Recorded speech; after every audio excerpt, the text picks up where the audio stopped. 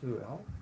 It's going to be a continuation of the course POL215, and talking about another great political thinker who made a lot of contribution, immense, who his work made immense contribution through political science as a whole, and we'll be dissecting Benthem, Jeremy, today.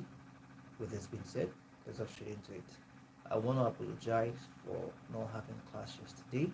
Alright, there has been some serious work on the back end. I really have appreciated skipping today, but we just have to do something, and it's looking obvious on my face. There's been serious work in the back end, but we are making progress. That is the most important thing. So with this being said, let's not straight into today's class.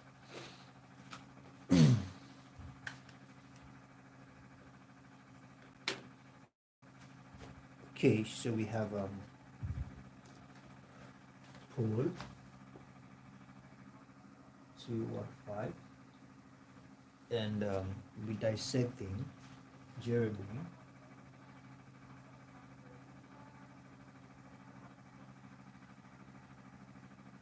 Benthem. Okay, it's sorry, Benthem, I mean to say Jeremy Benthem, and Jeremy Benthem was born in Unstitched.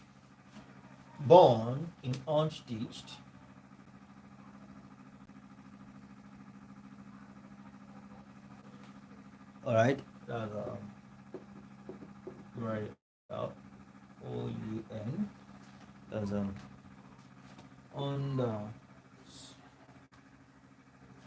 on stage. Was born in Onstage, London on February. Okay, on London on February.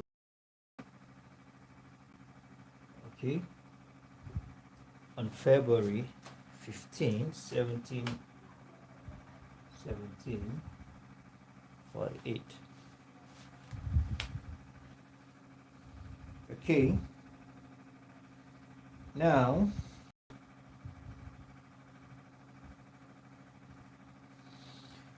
he was the son of the grandson of, he happens to be the son, all right, of the grandson of Athones, and his family life was colored by a mix of poise, superstition, and rationalism. Okay,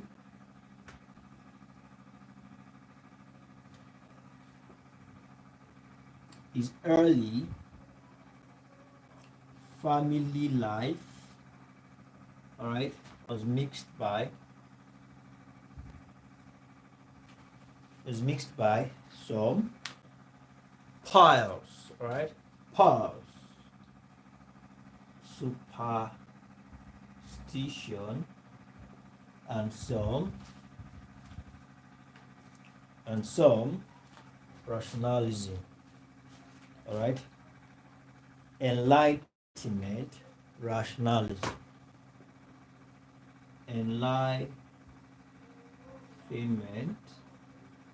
rationalism. Okay, enlightenment, rationalism. Now, he lived during a time of major social, political, and economic change.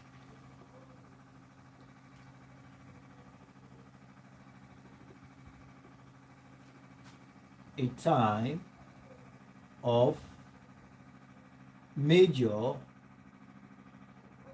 social, political, and economic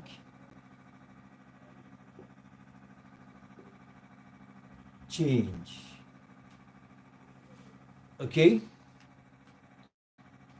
economic change.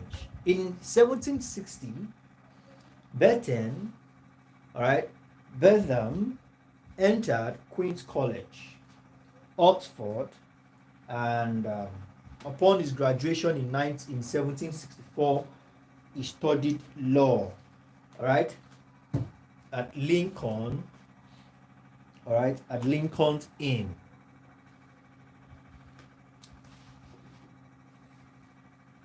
(1760).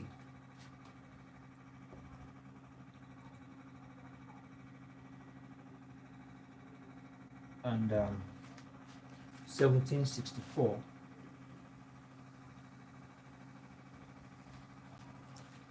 So 1760 entered into Queen's College. Queen's College, Oxford. Okay, Oxford, and he graduated and he studied, all right, studied law at Lincoln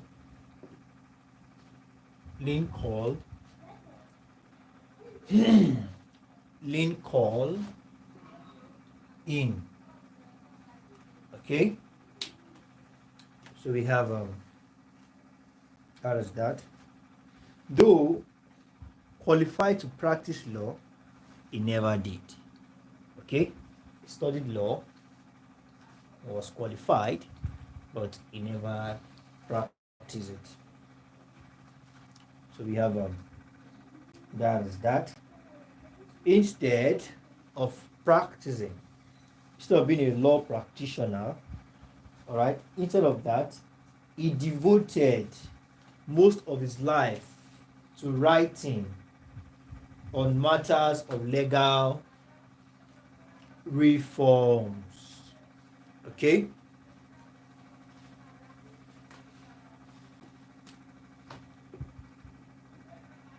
he never practiced law. Rather, he devoted his life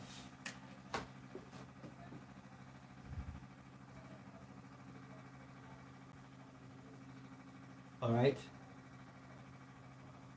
he devoted his life to writings on matters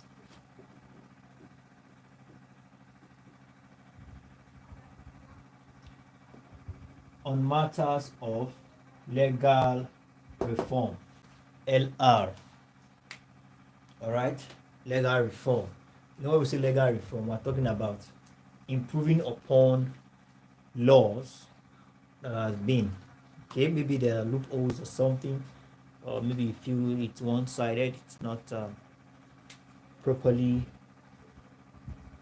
it's one-sided.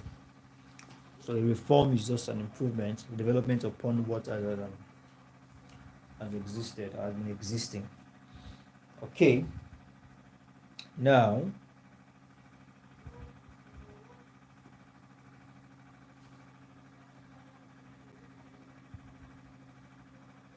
and even as much as he devotes his life to all this reform writing, legal reform writing, he did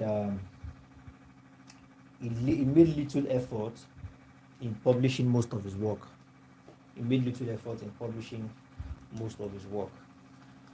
And also, that's according to Subrata 2007. Right, Subrata 2007 says with all his investment and everything on legal reform, he made little effort on publishing most of his work. Now, while most of his best-known work deals with theoretical questions in law, Benthem was an active, okay, most of his work dealt with theoretical questions, all right. He was an active polemist, all right, polemicist, He was an active polemicist.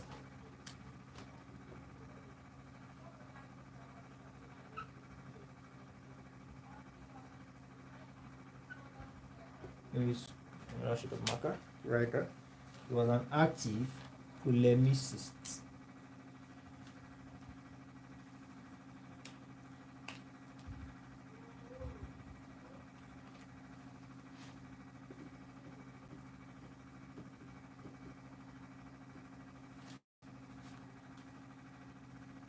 An active polemist. All right, an active polemist. Okay, and when we say polemist, who is a polemist? Okay, polemist is someone who engaged in a lot of controversial debates. Okay, he engaged in a lot of controversial. And that's why I say most of his work are more of legal reforms and theoretical questions in law. So he was an active polemist. Okay. His most important theoretical work is the Introduction to the Principles of Morals and Legislation. Most important theoretical work. His most important theoretical work was Introduction.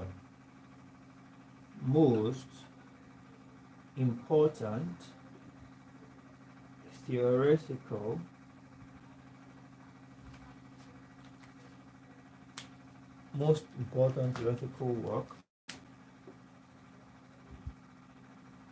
okay, was the Introduction to the Principle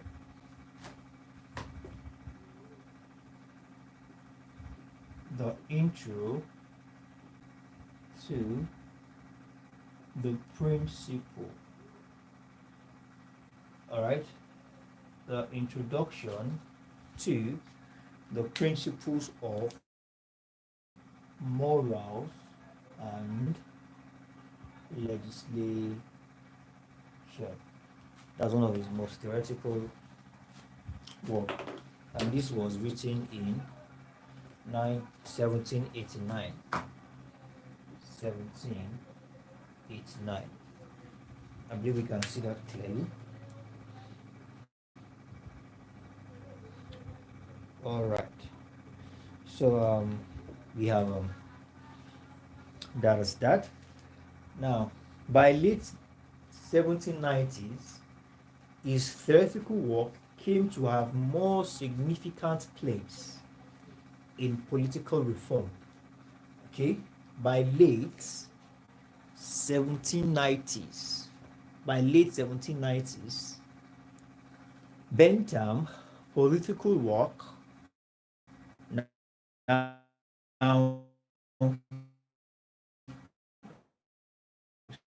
gaining among political.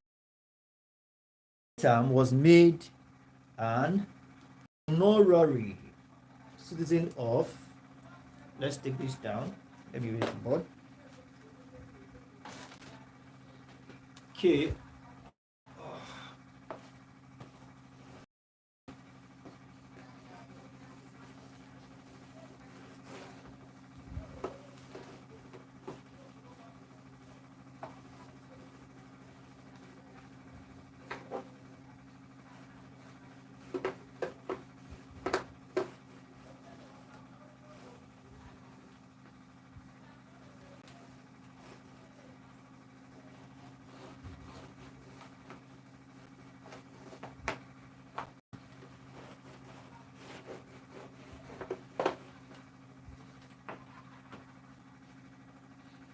Okay, and in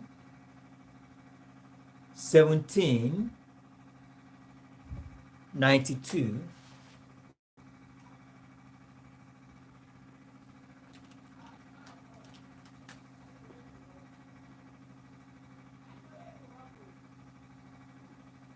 in In 1792, he was made an honorary citizen of the fledgling French Republic.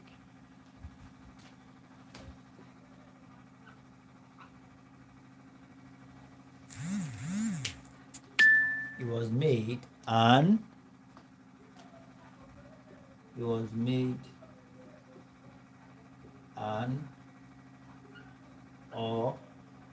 honorary I think I'll not so clear. Let me write down the clearer marker.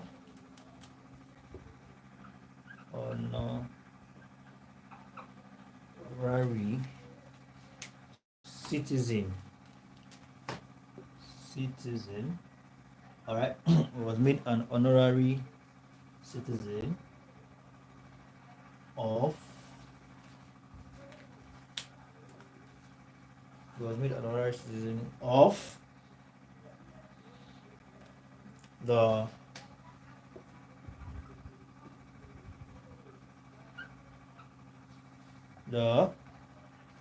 fledgling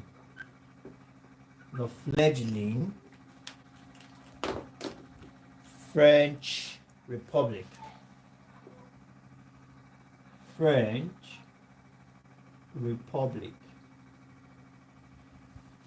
All right, and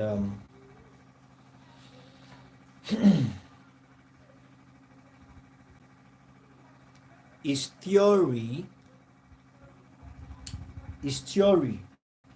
of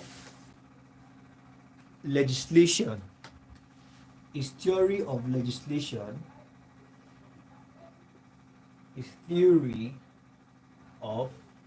legislation was published first in French. All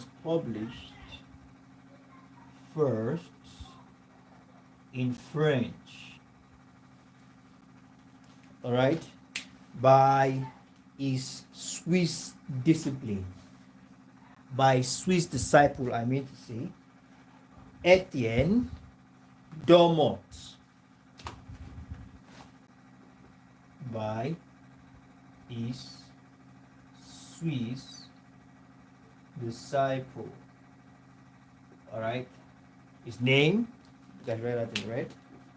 His name, Etienne. All right, Etienne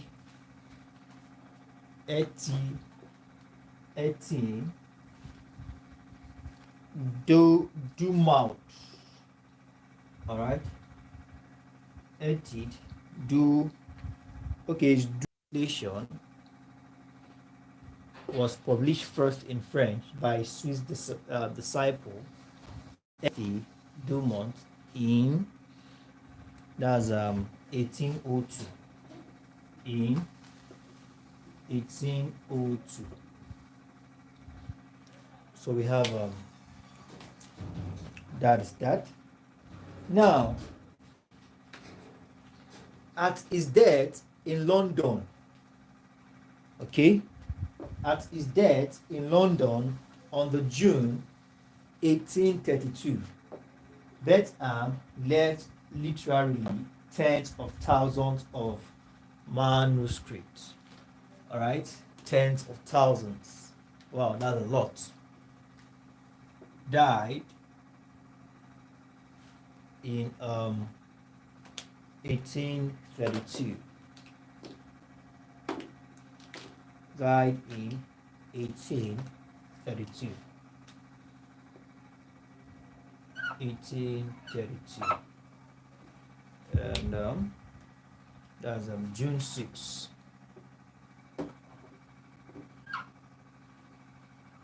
June 6, 1832. All right. So we have good evening, Miss Smile Killer. Wow, that's some name, Smile Killer. Okay, so we have that as that. He left 10,000. Wow, that's a lot. 10,000s of manuscripts. Now we have he also left a large estate with a large estate which was used to finance the newly established university college. Now, what is Bentham view on human nature? What is his view on human nature? Let's look into that. Human nature.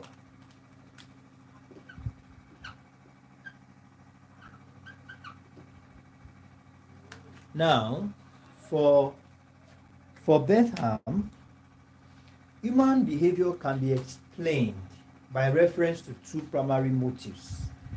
According to him, two primary motives can explain human behavior, and they are pleasure and pain. Pleasure, and we have pain. According to him, pleasure and pain. Now he said, this is a theory of psychological hedonism. All right.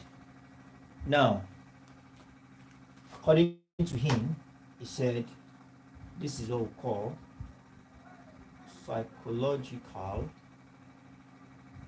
All right. Psychological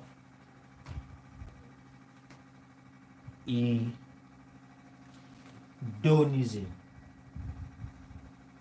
Now, when we say psychological hedonism, what are we talking about? It is psychological hedonism in psychological philosophy, in psychological psychology, I mean to say, all right, the view that all human action is ultimately motivated by desire for pleasure and avoidance of pain. All right, psychological has the view that all human behavior tend to avoid pain and go for pleasure. Now, at the beginning of the introduction of the principle of moral and legislation, that's one of his work. At the beginning of the work, Benthem writes, he says, nature has placed mankind under the governance of two sovereign masters. All right, according to him, he said, nature has placed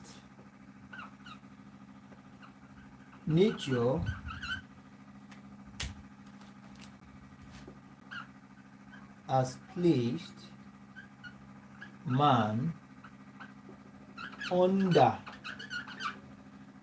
Okay, he said nature has placed man under two masters.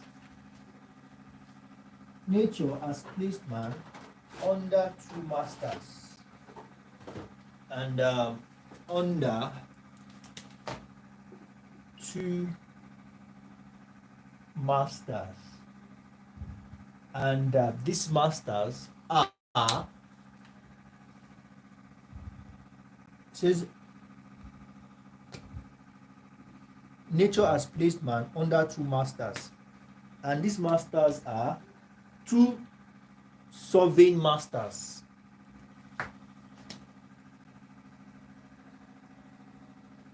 All right, two sovereign masters, and they are pain and pleasure. Pain and pleasure. That's according to Benthem.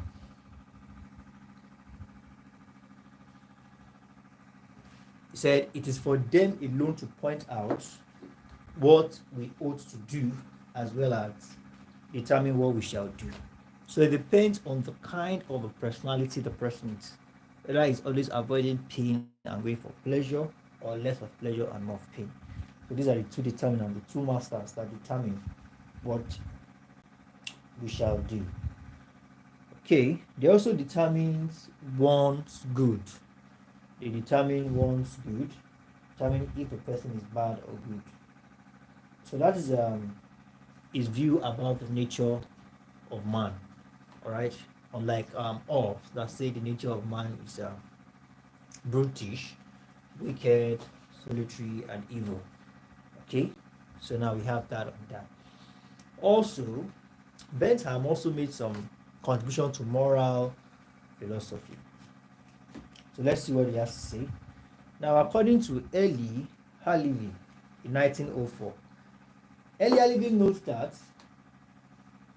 postulated that there are three principal characteristics which constitute the basis of Bentham moral principles.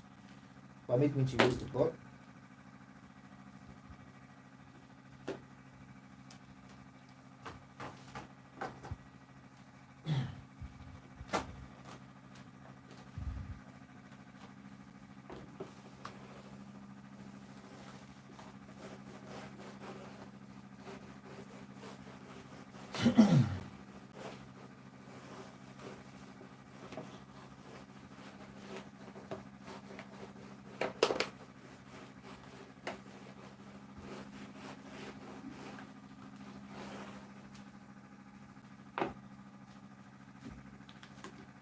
Bentham's moral philosophy.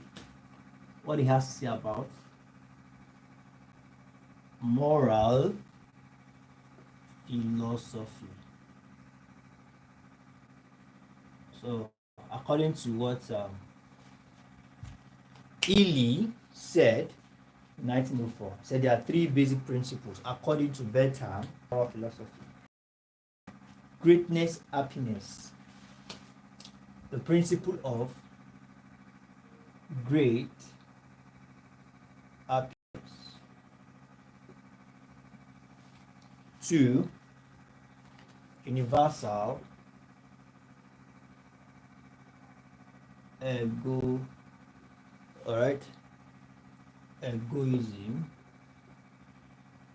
egoism, and the artificial in identification of one's interests, and relationship, how an individual relates with another.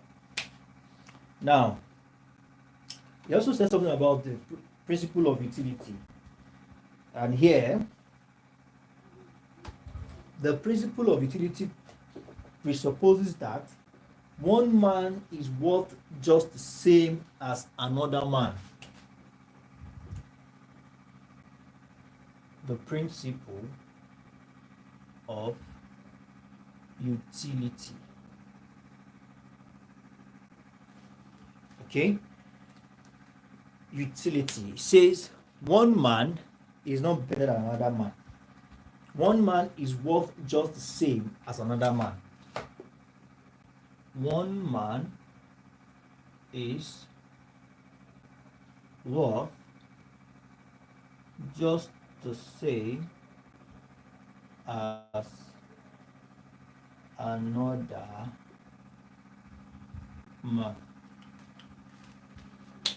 Okay, so we have for Bentham, all right, then there is no inconsistency between goodness, all right, happiness principle and philosophy Hinduism. All right, so basically this is what he thinks about what we call moral philosophy. Now let's continue. We have that as that. His view about political philosophy. Okay, let's see his view on political philosophy. Benthem was regarded as the center figure of a group, and this group was called the Philosophic Radicals. He was a center, all right, a central figure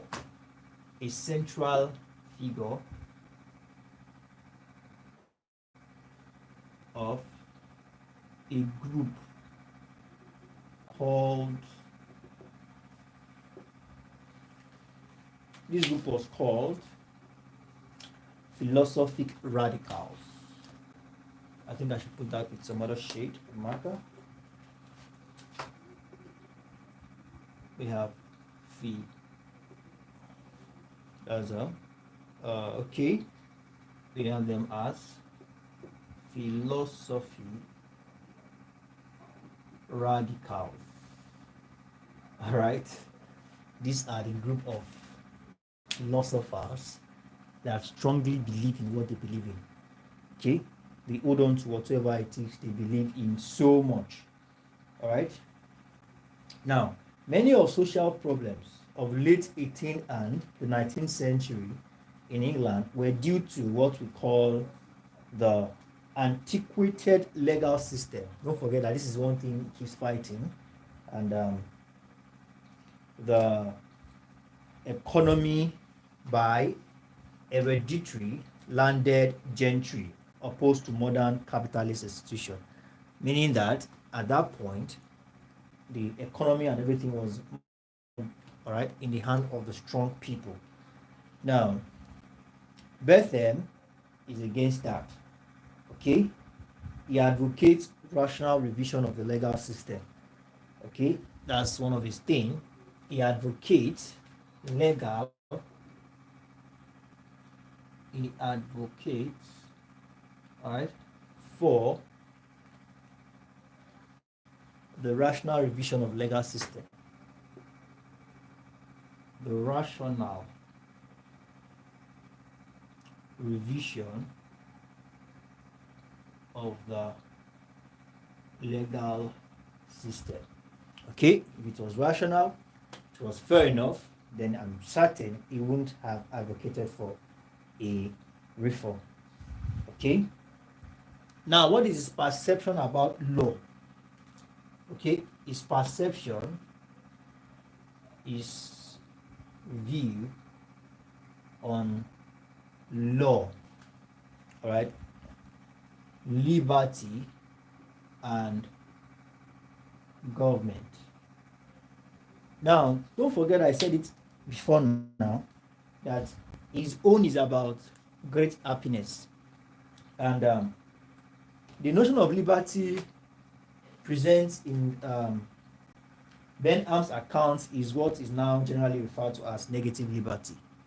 All right, his own view of liberty is what we now see as negative liberty.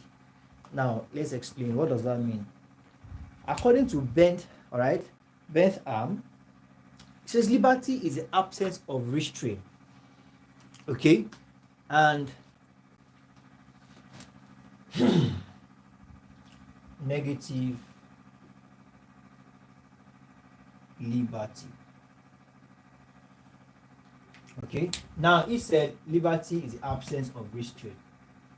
Absence of restraint.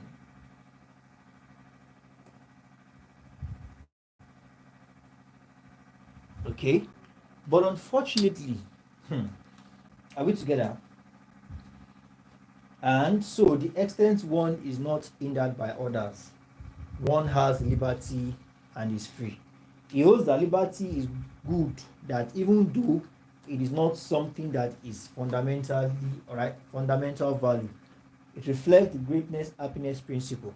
All right, liberty reflects greatness happiness principle. Now he said the law, all right, is a restriction. Government is a restriction, because he sees government as some set of people that does what favor them, giving laws that does not affect them. So he therefore concludes that the law and government, they are against liberty, and he therefore always says that he is of the opinion of this greatness happiness. So he sees the law and government as unnecessary. And he even countered what Opt says, that without government that there cannot be peace, that there will be war.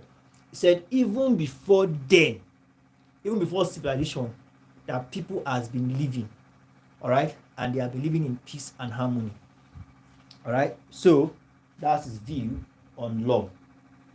And he was a humanist. Okay, some of the great things he also did was that he was against capital punishment. When we say capital punishment, that is death sentence of a crime.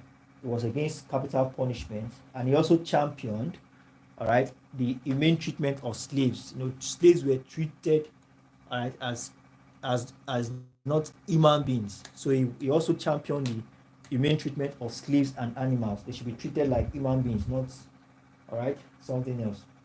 So this brings us to the end of today's class, and in our next class we'll be talking about, I think in 2 more classes we should be done with the course.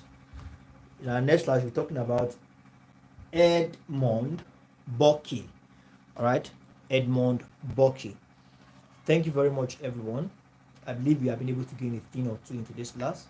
Please, let's do it to submit our notes to the appropriate quarters. I look forward to seeing all the subsequent tutorials. To have a wonderful evening. Good night.